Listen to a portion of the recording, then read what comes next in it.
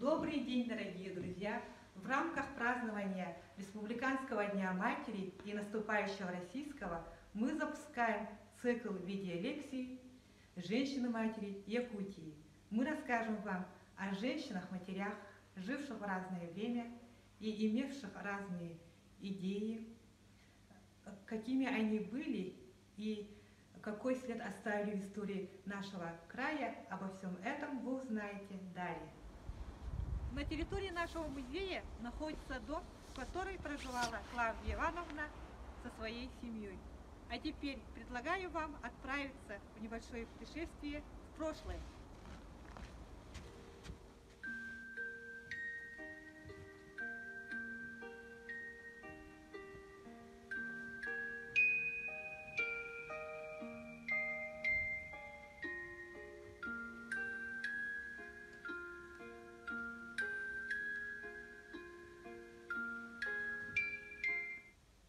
Героиня нашей первой лекции станет Кирсанова Клавдия Ивановна, одна из первых якутских женщин-коммунисток и супруга Емельяна Михайловича Ярославского.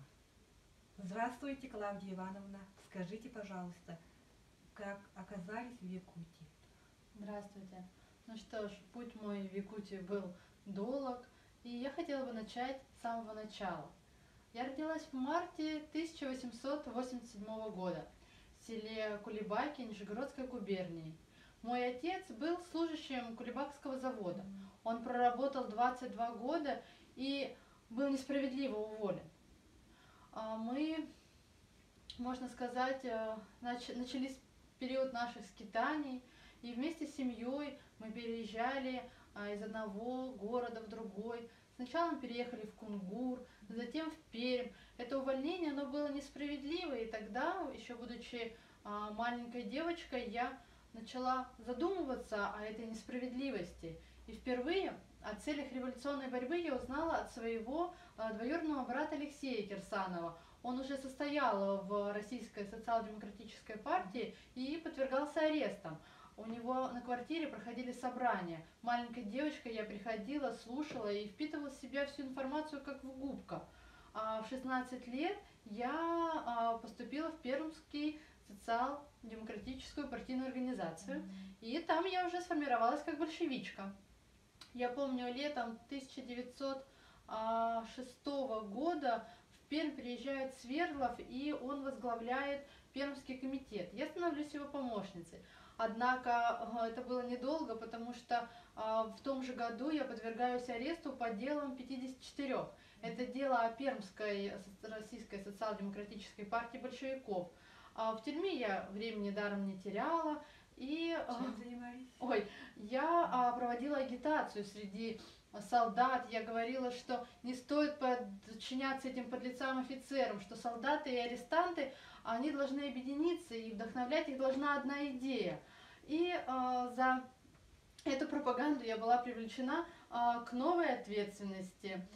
И позже, уже в 19 лет, я помогла с побегом двум своим товарищам-арестантам, которые должны были быть подвергнуты смертной казни. И вот за это уже меня военный суд Перми приговорил к ссылке с лишением прав и состояния, гражданской казни, так можно сказать. Однако я сбежала, и путь мой проходил через Москву, Тулу, Саратов. В Саратове я уже была схвачена, отправлена в Пермь, где была приговорена к 4 годам тюрьмы и к дальнейшей ссылке в Якутию. Клавдия Ивановна, а как проходила ваша жизнь в Якутии? Ну, жизнь в Якутии. Я прибыла в Якутию в 1913 году в село Павловское. Затем в 1914 году я была переведена в Якутске и устроилась в типографию. Должна вам сказать, что на тот момент в Якутске уже была организована, скажем так, партийное общество большевиков, куда входили Петровский, там был Орджоникидзе и Емельян Ярославский. Емельян Ярославский впоследствии становится моим мужем. Я могу вам показать фотографии. В 1915 году у нас рождается дочка Марьяна. Очень красивые фотографии. Да. Мы с мужем вели активную просветительскую деятельность среди молодежи. Знаете, предлогами именин, дней рождения мы собирали молодежь, читали запрещенную литературу, много разговаривали. Во время падения царизма я была избрана как кандидат от большевиков в Якутское исполнительное бюро Комитета безопасности. Проводила активную деятельность по агитации, говорила очень много о равноправии мужчин и женщин и организовывала профсоюз женщин в Якутии. Однако весной 1917 года, как многие политсильные, я выехала из Якутии. Октябрьские дни Кирсанова встретила на Урале, куда она была послана Центральным комитетом партии. Годы гражданской войны оказались для Клавдии Ивановны еще более деятельными и кипучими. Она была привлечена к работе женской комиссии ЦК РКПБ, стала автором ряда статей и брошюр о женском равноправии. Принимала участие в международных совещаниях женщин-коммунисток при секретариате Коминтерна. В 1933 году была награждена высшей правительственной наградой – орденом Ленина. В годы войны, когда ей было за 50, она выезжала в далекий тыл и на передовые позиции, и под вражеским обстрелом пробивалась в солдатские окопы. Клавдия Ивановна была прекрасным пропагандистом.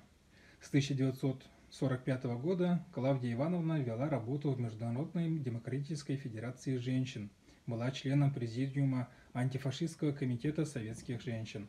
Будучи не только старым партийцем с большим опытом политической работы, но как и мать, и бабушка, она хорошо понимала все женские интересы и быстро находила общий язык с женщинами любой расы и национальности.